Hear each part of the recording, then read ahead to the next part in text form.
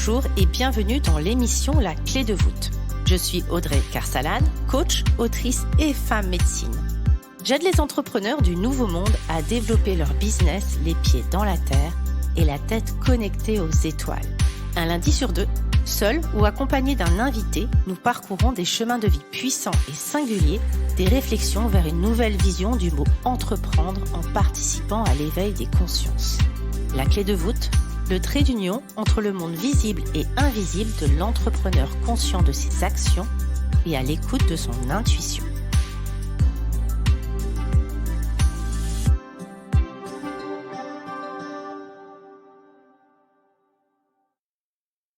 Bonjour Julie, je suis ravie de te recevoir. Bonjour Audrey, eh bien merci de me recevoir. Je t'ai demandé de choisir un livre. Est-ce que tu peux rapidement nous le présenter et me dire ce qu'il symbolise pour toi? Alors le livre que j'ai choisi, c'est un livre que j'ai lu il y a très longtemps et qui symbolise la vie. Pour moi, c'est L'Alchimiste. Écoute, pour moi, il symbolise le destin déjà d'une part et puis l'espoir. Et je pense que l'espoir, comme on dit, en tant qu'il y a de la vie, il y a de l'espoir. C'est ça qui nous fait vivre et qui peut toujours nous tenir. Et voilà, c'est ça que j'aime à propos de ce livre. Merci beaucoup. Quel genre de petite fille étais-tu, Julie, et sous quel filtre tu voyais la vie? J'étais une petite fille très sage, très autodisciplinée, euh, assez déjà petite femme, petite adulte. Très très vite, j'ai dû me débrouiller toute seule avec donc mes parents qui ont divorcé, ma maman qui a commencé à travailler très dur puisqu'avant avant elle était mère au foyer. Donc elle a commencé à travailler, à être beaucoup à l'extérieur pour pouvoir subvenir à nos besoins. Et donc, j'avais 8 ans quand j'ai commencé à vraiment m'occuper de moi-même et du foyer. Donc, je me suis automatiquement approprié cette responsabilité, comme si je devais un petit peu veiller sur ma maman. Donc, très responsable, très disciplinée. Voilà, je préparais à manger. J'allais faire les petites courses au supermarché en bas de l'appartement. Et voilà, j'étais sage. D'accord, merci beaucoup. Comment tu as navigué dans la vie professionnelle avant d'entamer cette vie-là? Je me suis beaucoup cherchée. Donc, j'ai fait le conservatoire de danse pendant 5 ans, jusqu'à mes 18 ans. Ensuite, j'ai arrêté à cause d'une blessure physique et je me suis retrouvée à devoir chercher quelque chose d'autre à faire parce que j'ai toujours pensé que je serais danseuse. Donc, à 18 ans, je me suis retrouvée dans le cursus scolaire normal puisque j'étais en sport-études avant, à devoir choisir des études supérieures juste après le bac. Donc, cette année-là, je passe mon bac et je devais déjà choisir ce que j'allais faire après. Donc, je me suis dit, allez, je vais chercher quelque chose qui a l'air cool. J'avais une copine qui faisait un BTS tourisme. J'ai voyagé, ça a l'air pas mal. Bon, écoute, je vais la tenter. Donc, j'ai fait 1 an de BTS tourisme. Normalement, c'est 2 ans. Voilà, et j'ai fait qu'un an. Je l'ai pas terminé parce qu'en fait, ça m'ennuyait. Je me reconnaissais pas vraiment dedans. Euh, J'avais envie de faire autre chose et j'avais aussi, j'étais motivée par le fait de gagner mon propre argent puisque je devais à ce moment-là m'assumer avec mon propre appartement puisque ma maman à ce moment-là partait de la région, habitait avec son nouveau compagnon. Donc la priorité pour moi c'était de gagner ma vie en même temps que je continuais des études. Donc ensuite j'ai testé l'immobilier pendant 1 an. Mais là aussi, ça ne me convenait pas vraiment. J'ai repris les études dans le marketing et la communication. Et là, j'ai commencé à travailler en alternance pour une société qui était la société de mon frère. Donc, on s'occupait d'importer de la lingerie en Europe et de le revendre au magasin. Donc, je m'en suis occupée pendant 1 an avec mon BTS, que je n'ai pas terminé non plus, puisque mon frère m'a proposé de travailler avec lui directement. Il m'a dit, écoute, je pense que ton diplôme va pas te servir puisque je développe la boîte, ça marche bien, je vais te garder dans tous les cas. Donc, viens travailler pour moi à plein temps. Donc, c'est comme ça qu'à 24 ans, 23 ans, 24 ans, je crois, j'ai rejoint la boîte de mon frère et je travaillais comme responsable communication. Bon, j'ai un petit peu évolué différemment après dans la boîte, mais voilà, il m'a donné du taf pendant 7 ans. J'ai bossé pour lui jusqu'à ce que je m'ennuie encore un peu et je me retrouvais pas vraiment dans ce métier. Et puis surtout, j'étais très fatiguée par le rythme que m'imposait ce travail. J'avais énormément de route à faire. J'allais tous les jours travailler à 150 km de chez moi le matin. Donc, c'était 2 heures le matin, 2 heures le soir, 5 fois par semaine. J'étais complètement usée. Et j'avais envie de faire autre chose, en fait, quelque chose qui avait un sens pour moi. Et puis, euh, et puis comment c'est venu? Ah oui, bah, je me suis dit, tiens, je vais créer un blog euh, pour me créer des revenus mensuels grâce à la pub. J'avais une idée de comment ça marchait, comment ça fonctionnait. Je n'était pas du tout mon domaine. Mais j'avais vu un gars sur YouTube qui m'avait fait rêver et je me dis, je veux faire ça. Donc, le soir même, j'avais créé un blog, j'avais trouvé un nom. J'en parle à mon copain. Il me dit, ah bon, ok, d'accord, si tu veux. Et puis, j'ai écrit des articles et puis je l'ai arrêté pendant 6 mois. Et puis après, je me suis remis pendant quelques mois. Et puis je l'ai arrêté. Bon, bref, ça a mis du temps. Ça a mis 2, 3 ans quand même avant vraiment de germer dans la tête. Jusqu'au jour où je me suis dit, bon, je mène pas bien ce projet que j'avais. Je suis toujours la même position, la même vie. Je travaille loin de chez moi. Je suis crevée. En plus de ça, mon salaire n'était pas mirobolant. Donc, je rêvais quand même toujours d'autres choses sans pour autant passer à l'action. Je sais pas, peut-être que j'y croyais pas vraiment. Mais jusqu'au jour où j'ai vraiment décidé de me mettre à fond. C'était comme un besoin vital. Et je me suis dit, bon, le blog, ça marche pas. Et puis en plus de ça, aujourd'hui, on est tous sur notre téléphone portable. Je vais créer une application mobile, encore plus compliquée qu'un blog. Et donc, je me suis mis en tête de créer une application mobile. Et ce que j'ai fait, et je pense que c'est d'ailleurs à cette époque-là que nous nous sommes rencontrés. Je t'ai contacté pour m'aider à créer du contenu. Moi, j'avais les idées. En fait, je voulais réunir plusieurs personnes qui étaient spécialisées dans leur domaine et proposer une plateforme un peu cool sur le smartphone pour proposer le contenu gratuitement aux gens. Et c'est comme ça que j'ai commencé. Et moi, quand je t'ai connue, tu gagnais déjà ta vie. Tu avais un compte qui était déjà important sur Instagram. Facebook, je ne sais pas, mais Instagram, c'est sûr. Il y avait déjà effectivement cette appli qui fonctionnait. Alors, depuis combien de temps, j'en sais rien, mais en tout cas, elle était déjà lancée. Et de mémoire, tu gagnais effectivement ta vie grâce au sponsoring que tu pouvais faire uniquement sur Instagram. Je crois qu'il n'y en a jamais eu du tout sur ton appli.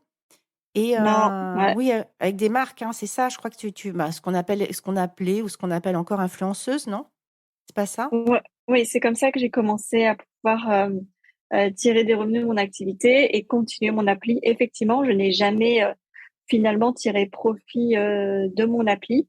Je pense qu'elle a créé, enfin, j'ai eu pas mal de contacts de personnes qui se sont abonnées à l'appli. Donc ça, c'était cool. Et c'est comme ça qu'ils m'ont ajouté aussi sur Instagram derrière. Donc mon compte Instagram a grossi et les marques m'ont contacté pour créer du contenu. Et c'est vrai que je me suis beaucoup concentrée sur créer du contenu pour les marques afin de pouvoir gagner ma vie. Ouais. Et en parallèle, parce qu'aujourd'hui, tu es professeur de yoga, et en parallèle, le yoga est venu à toi, c'est ça? Le yoga est venu à moi à peu près 2 ans après que j'ai créé l'appli.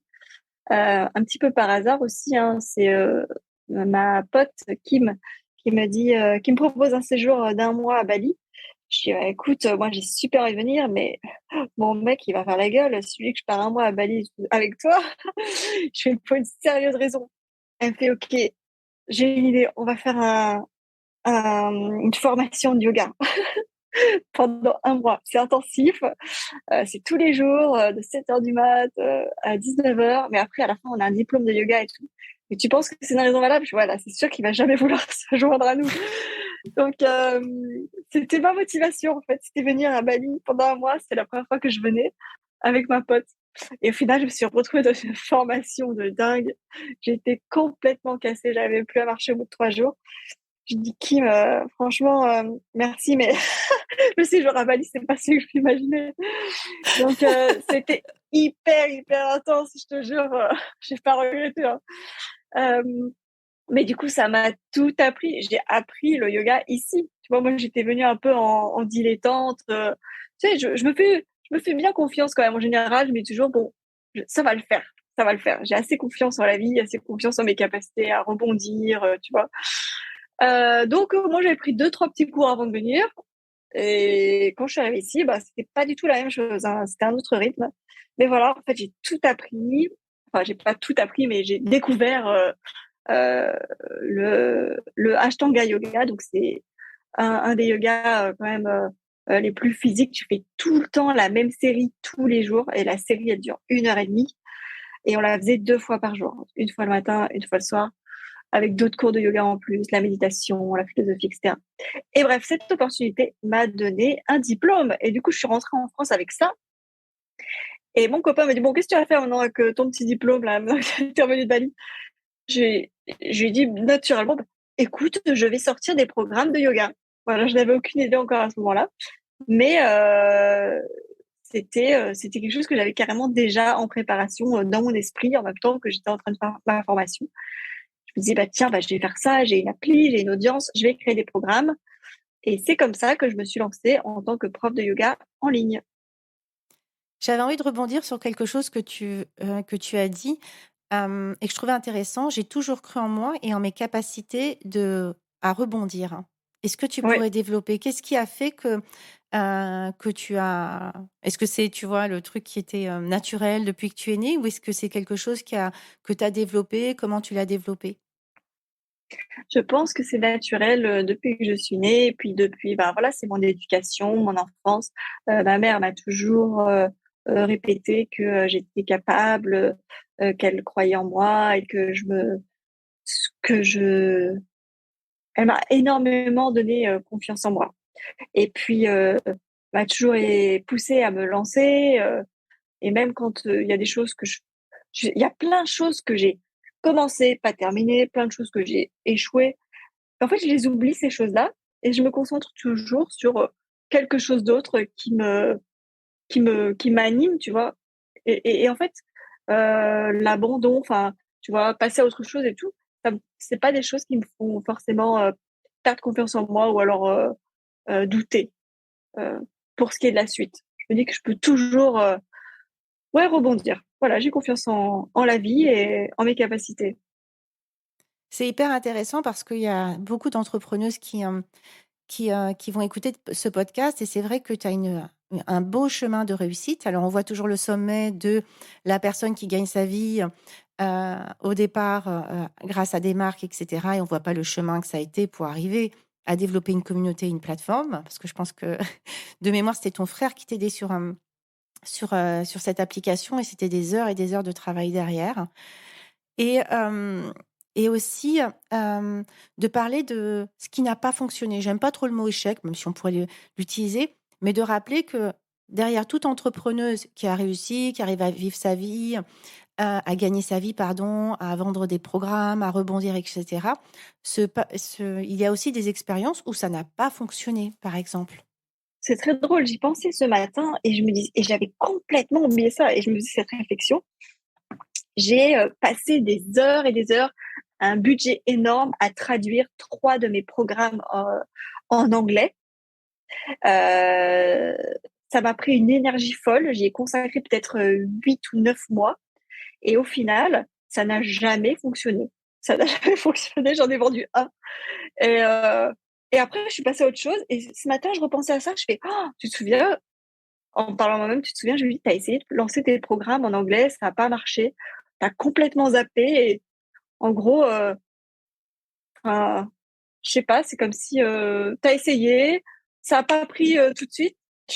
Bon, je suis pas la plus patiente des personnes non plus. Pour moi, un truc, soit ça me botte à fond et ça marche et c'est cool, ou alors ça marche pas tellement et hop, je passe à autre chose. Tu vois, je suis pas une tenace. dans si je sens que ça me résiste trop, j'ai tendance à chercher, tu vois, à commencer autre chose pour tester, pour voir si ça prend. C'est un peu ma philosophie. Il y a une belle capacité de résilience aussi, de savoir rebondir. Et mine de rien, lorsque tu dis je passe vite à autre chose, ça fait combien d'années que tu es entrepreneuse maintenant? Ça va faire 7 ans. Ok, donc ça Non, fait oui, 7 ans que tu ouais, es 7 ans et demi, ouais. Ouais, je dirais presque 8 parce que moi, je crois que ça fait 8. Donc, en fait, quand on s'est rencontrés, tu devais démarrer depuis quelques mois ton appli. Ouais, je dirais, ouais, 8, ouais, 7,5, 8. Mm. Peu importe. Mais en tout cas, finalement, il y a quand même le fil conducteur que tu n'as jamais lâché. Tu aurais pu retrouver un CDI. Tu vois ce que je veux dire? Donc, Ah, mais non, en fait, quand j'ai compris que j'aimais plus faire ça, même si, attention, hein, j'ai mis 2 ans et demi, du coup, enfin, vraiment à gagner ma vie, hein. Au début, franchement, les fins de mois, c'était compliqué, hein. Je rentrais 200 € par mois. C'était un peu la galère, hein. Heureusement, j'avais mon copain qui m'a supporté à ce moment-là. Mais pendant 2 ans et demi, je faisais beaucoup moins que le SMIC. C'était un peu la galère. Mais je m'en contrebalançais parce que j'aimais bien ce que je faisais. J'étais dans ma petite bulle et j'avais confiance en plus tard. Je sais que voilà, si on veut récolter les fruits de quelque chose, euh, il faut quand même, tant qu'il y a la passion, en fait, je peux tenir. Tant que j'aimais ce que je faisais, je pouvais attendre de récolter les bénéfices. J'étais pas dans l'urgence. Après, j'avais aussi le confort de pouvoir le faire. Tu vois, j'étais en couple, j'avais pas d'enfant à charge. C'était réuni pour moi, pour que ce soit possible. Oui, après, je crois aussi qu'on s'adapte en fonction des situations. Si tu n'avais peut-être pas eu effectivement ton compagnon pour t'épauler, peut-être que tu aurais trouvé peut-être un mi-temps. Enfin, tu vois ce que je veux dire? On Ouais, s'adapte aussi certainement, ouais. Ouais, tu vois on s'adapte aussi aux situations en fonction de ce qui nous est proposé. Et je crois profondément qu'on a tous, moi j'aime bien dire des as de cœur et des 2 de trèfle dans notre jeu, des choses qui effectivement facilitent et des choses qui sont peut-être plus compliquées et on s'adapte entre les deux pour en tirer le meilleur parti. Ouais, exactement. Hem, Est-ce que tu aurais, 3 conseils à des personnes, hem, qui veulent se lancer ou qui sont en train de se lancer dans l'entrepreneuriat? Hmm. Bah, il faut choisir déjà quelque chose qui nous plaise. Il faut pas chercher forcément l'opportunité du siècle, l'idée du siècle. Il faut aller vers ceux qui nous parlent. Enfin, on se sent vraiment dans notre élément, quoi. Il faut aller là-dedans. Parce qu'au début, j'ai eu cette phase, hein. Moi, je voulais être entrepreneuse et puis faire peu importe ce que ce serait, juste gagner ma vie et être libre, tu vois, pas avoir de patron. En fait, ça n'a pas marché. J'ai jamais trouvé d'idée comme ça. Du coup, et puis, quand bien même j'en trouvais, j'avais pas la hargne d'aller jusqu'au bout, tu vois. Donc déjà, trouver qu'est-ce qui nous botte. Ensuite, de pas se laisser décourager par si ça existe déjà, si quelqu'un le fait déjà mieux. Ça, en fait, ça n'a rien à voir. Moi, j'ai toujours fait à mon idée. Je savais très bien que ce que j'allais proposer, ça existait. Je suis pas la première, je serai pas la dernière. Je tente pas de révolutionner le monde, mais voilà, je suis moi. Et puis, il y a des gens qui vont aimer ça, tu vois. Donc, ils vont peut-être ils vont peut-être me choisir moi en tant que prof de yoga, même s'il y en a des milliers sur Terre qui font ça mieux que moi. Donc voilà, pas se comparer, pas trop regarder. Moi, je regarde pas trop ce que font les autres, parce que sinon, ça m'embrouille, tu vois. Et puis, c'est humain, tu vois, on a toujours cette tendance. Si en plus on est un peu perfectionniste, on voit tout ce que l'autre fait mieux que nous potentiellement. Et puis alors, voilà, on se dit, bon, je vais attendre, je vais faire ça mieux, on verra plus tard, et ça devient compliqué. Voilà, pas attendre, euh, pas se comparer. Et dernier conseil, je sais pas, aide-moi, qu'est-ce que tu dirais, toi? Moi, déjà, j'aime beaucoup ce truc de pas se comparer. Je regarde jamais vraiment ce que font les autres, Ouais, parce que sinon ça vient me bloquer, tu vois, dans ma créativité. Ça vient, tu vois, mettre un espèce de stop. Donc c'est vrai que et puis on a des visions aussi différentes et moi j'ai vraiment, travaillé là-dessus, sur cette notion de comparaison, même, tu vois, de jalousie ou d'envie qui peut être présente, tu vois, comme quand tu as des flops ou quand tu as des choses qui marchent pas et cetera et de comprendre, que finalement on était tous dans le même univers avec, une vraie, en tout cas me concernant, une vraie envie d'apporter un plus et qu'on avait toute envie d'apporter un plus pour peut-être tu vois, un monde meilleur, des gens qui soient en meilleure santé, en meilleure forme, qui soient plus heureux dans leur vie et cetera et que donc finalement on était toutes sœurs ou frères de ce mouvement. Donc j'aime bien cette notion effectivement d'arrêter de se comparer. Tu as parlé de passion, tu as parlé d'oser être soi, de singularité. Tu vois, de se dire: «Bah, voilà, tu l'as dit avec tes mots, mais vraiment je trouvais ça super bah, voilà, moi je suis moi, oui, il en existe d'autres. Bah, oui, mais moi j'ai ma façon de parler, ma façon de communiquer». Tu as cette espèce de joie et de simplicité lorsque tu t'exprimes qui fait que ça happe certaines personnes et puis d'autres voudront un truc très, tu vois, peut-être, avec des mots différents, bah, ils iront ailleurs, et peu importe, il y aura toujours, des gens qui aimeront ton énergie et plus tu oses être toi, plus, du coup les gens, hem ont envie d'être aux côtés de ton énergie. Il y a quelque chose comme ça. Et le dernier conseil, bah, ce dont tu as parlé avant, cette espèce de notion de résilience et de ténacité, ça Mhm. marche pas, ok.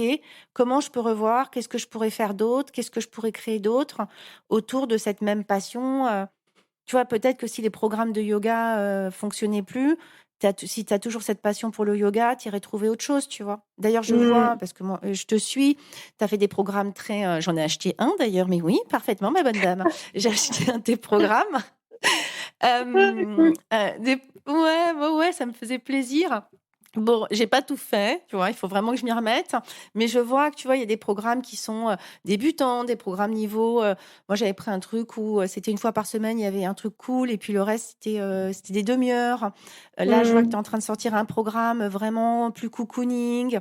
Il y a plein de. Et puis autour du yoga, il y a toute une philosophie à exploiter, à explorer, tu vois, qui peuvent aider les gens à avoir aussi une souplesse peut-être mentale. Qu'est-ce qu'on cherche au fond? On cherche à être heureux, enfin, je pense, hein, tu vois. Donc, il y a pas mal de choses à développer et chacun avec sa patte d'apporter, je sais pas, c'est notre pierre à l'édifice tout en gagnant notre vie, hein, parce qu'effectivement, c'est notre métier. Donc, on est dans ce moi, j'appelle la 3D, c'est-à-dire qu'on a un monde matérialiste, il y a des factures à payer à la fin du mois. Mais je crois que lorsqu'on est dans notre passion et dans notre rêve, on partage ce morceau de rêve et on embarque les autres avec nous. Et, et moi, tu vois, par exemple, j'ai des gens qui sont venus dans certaines de mes formations au lancement d'activités pro, qui sont des gens qui me suivent depuis 7 ans et qui venaient de se former en naturopathie. Donc, combien de personnes, toi, Julie, ont décidé, suite à tes formations, de peut-être se casser à Bali, peut-être changer complètement de vie, Écoute, peut-être devenir il y en a beaucoup prof et de yoga? Mais je ouais, les rencontre ici. Elles viennent, hein. Sans te mentir, je pense qu'il doit y en avoir une trentaine. tu vois, c'est aussi ça, tu vois, cette notion c'est que oui, effectivement, on a une forme de business, on gagne notre vie, on réfléchit à comment on peut gagner notre vie et continuer mais il y a aussi une notion de partage et c'est pas un peu fantastique quand tu vois que finalement, grâce à ce que tu as pu insuffler sur Instagram, grâce à tes partages, grâce à tes programmes et grâce finalement à qui tu es, il y a 30 personnes qui ont sauté le pas, quoi. Ça a Mm, mm. changé la vie de 30 personnes. Ça, plus d'autres choses, mais tu as participé. C'est quand même. Est-ce que c'est pas le plus beau cadeau, tu vois? Je trouve que c'est assez fantastique. Ah, complètement, ouais. Merci beaucoup, Julie. Ce podcast, il s'appelle La clé de voûte. Et ça symbolise un peu le trait d'union entre le monde visible et le monde invisible. Alors, on pourrait dire aussi comment on peut garder, et toi, comment, Julie, tu gardes les pieds ancrés dans la terre et la tête connectée aux étoiles. Écoute, euh, je sais pas trop quoi penser de cette question. Les pieds sur terre, la tête dans les étoiles. Je suis très cartésienne. J'ai beaucoup les pieds sur terre. Euh, la tête dans les étoiles, je définirais ça comme le fait d'être, enfin, euh, un peu rêveur, optimiste, garder l'espoir, et puis être aussi conscient qu'il existe autre chose que la réalité matérielle. Je suis consciente de l'énergie, voilà. Je vais dire que ma façon d'avoir les pieds sur terre et la tête dans les étoiles, c'est de concentrer mon énergie dans des actions que je vais mettre concrètement en place pour aller vers ce à quoi j'aspire. Voilà. Je pense que Mhm. ça reste très cartésien, mais c'est comme ça que je fonctionne. Je me fie beaucoup à mon intuition et à mon instinct. Je lui fais énormément confiance. Donc ça, c'est mon côté un peu tête dans les étoiles. Même s'il y a des choses on va me prouver par A plus B que ça, matériellement, bah, ça va être comme ça. Si je le sens, bah, je vais avoir envie de le tenter, en fait. Mhm. Moi, je me souviens d'ailleurs qu'à une époque, tu avais lancé des tapis de yoga et des tenues de yoga. Et on était tous à table et tu avais dit, bah voilà, moi là, j'ai fait, comment on appelle ça au poker? Tu sais, table, qu'on met tout sur la table, hein. Tu avais employé ce mot-là où Tapis, tu avais mis toutes ces bah, tu fais tapis. tapis, voilà. Tu nous avais dit, bah là, les filles, là, là, c'est bon, je fais tapis. Toutes mes économies partent dans ce projet-là. Et je me souviens, je m'étais dit, ah, badass quand même. Ça m'a jamais fait peur, en fait, ouais, de tenter des nouveaux trucs. Et puis, bah, si je perds, tant pis. Tu vois, j'avais créé aussi une marque de vêtements à Bali il y a 3 ans. Investi énormément de temps et d'énergie et puis bah, d'argent aussi. Et au final, ben, 1 an et demi après, je me suis rendu compte que c'est compliqué, tu vois, c'est plus une source de stress et de problèmes qu'autre chose. Bah, j'ai lâché l'affaire. Et puis voilà, je suis en paix en fait avec ça. Ouais, j'ai pas trop de problèmes à faire et puis après à passer à autre chose, sans considérer ça forcément parce que bah, j'ai pas fait ça assez bien ou parce que les produits n'étaient pas assez bien ou parce que la communication n'était pas assez bonne. Je remets pas trop en question tout ça. Je me dis voilà, est-ce que j'y prends encore du plaisir par rapport à ce que je récolte? Oui ou non? Et puis de là, je prends ma direction. Ok. Est-ce que tu aurais aussi des conseils à donner à celles qui sont déjà lancées et qui doutent un petit peu de leur capacité à rebondir? Ce serait quoi, toi, tes 3 conseils pour rebondir? Alors, pas se prendre la tête, ça, on a bien compris, et oser passer à autre chose.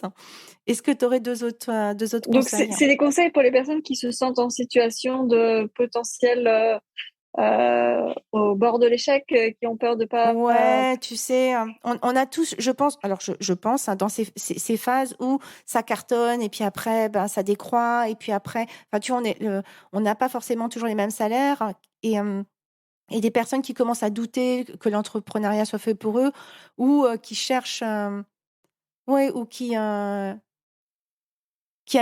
entendre, tu vois, une espèce de motivation sur le fait de continuer à croire à leurs rêves. Peut-être quelque chose comme ça. Bon, alors, bah déjà, en termes d'énergie, de vie, etc., après une croissance, il y a toujours une décroissance. On peut pas constamment rester en croissance. En fait, c'est ce qu'on voudrait.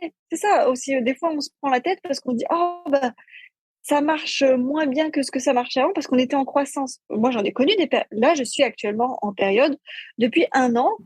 Tout mon business est en décroissance parce que j'ai connu une phase de croissance énorme et c'est un truc impossible à tenir dans le temps et pour tout le monde, de toute façon.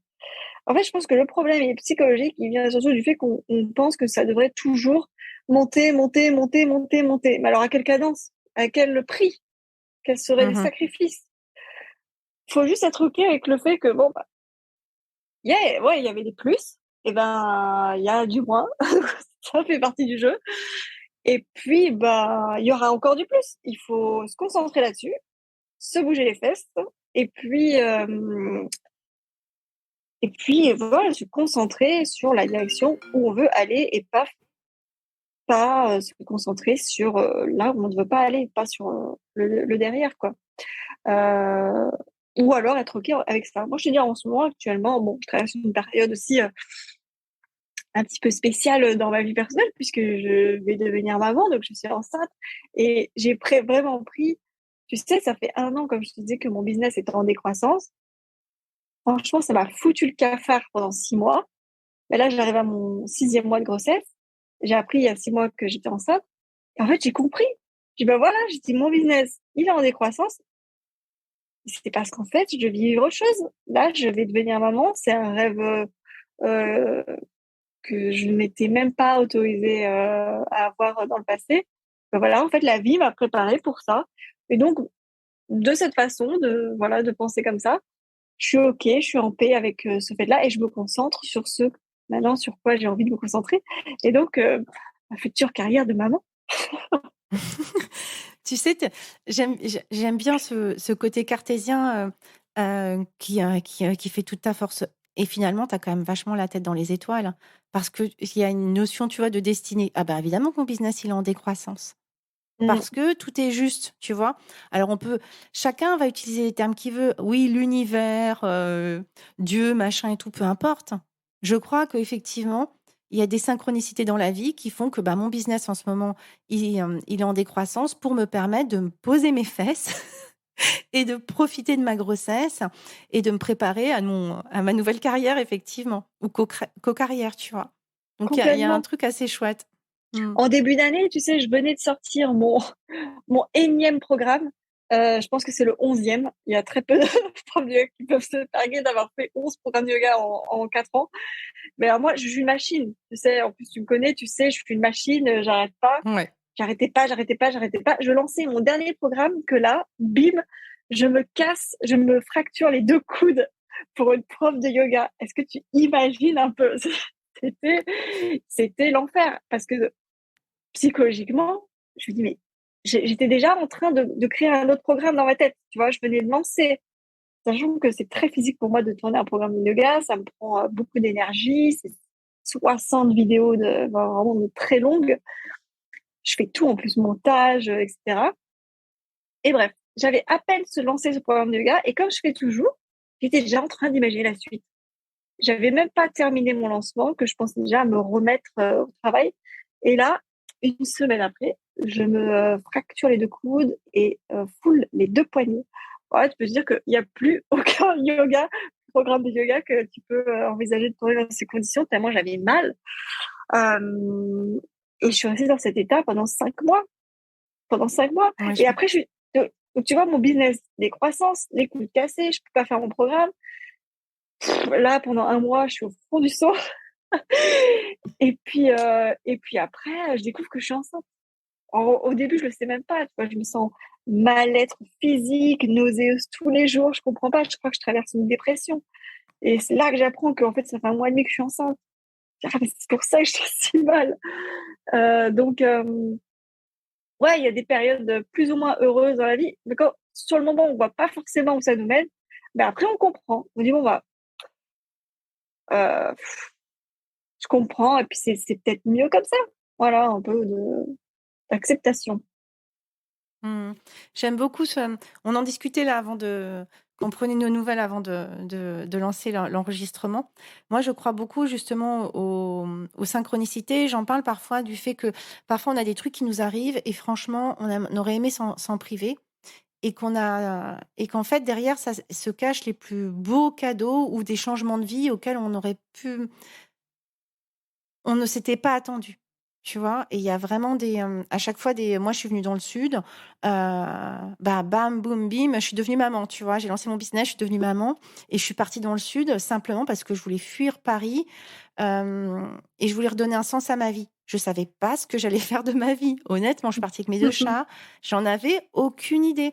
J'avais pas de boulot, pas de passion, et c'est en m'autorisant à prendre le temps de vivre et en faisant ce switch et en ayant tout nouveau et pas mes repères, pas mes copains, pas mes habitudes, etc., qu'il y a autre chose qui s'est créé pour moi. Je dis pas que tout a toujours été simple, que j'ai jamais eu des choses qui ont été moins agréables, mais ça m'a permis de faire un switch énorme.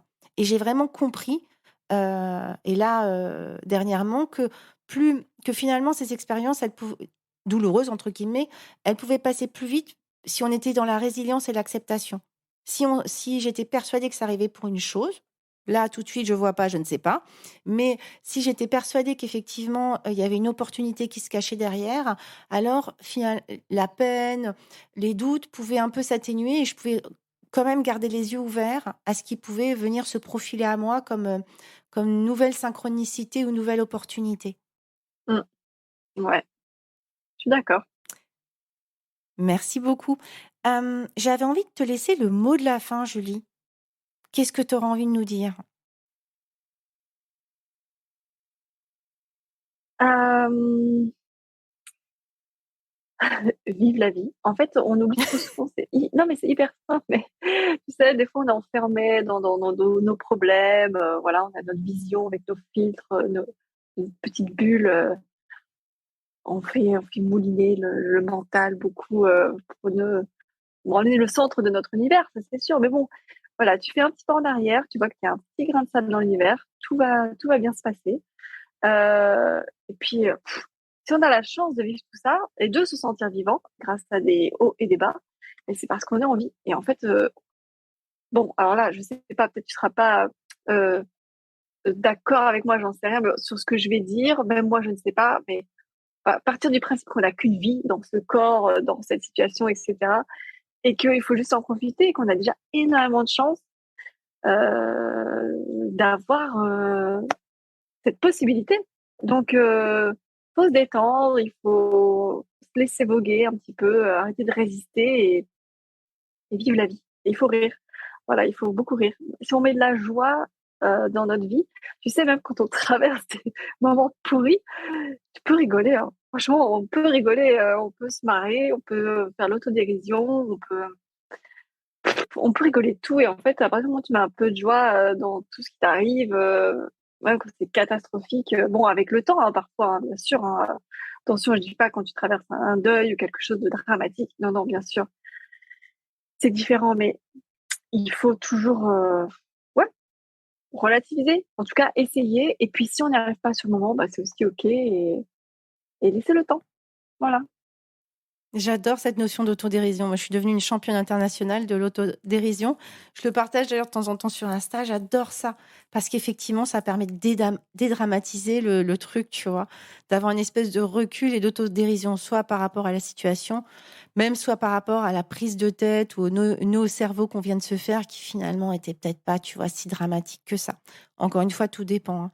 Mais ouais, moi j'aime bien, je crois, c'est aussi ce qui m'a fait switcher dans le sud de la France avec toutes les expérimentations parfois difficiles que j'ai pu vivre. C'est ce recul et cette autodérision qui fait partie de mon quotidien. Donc je te remercie beaucoup d'avoir partagé ça, ça résonne très fort.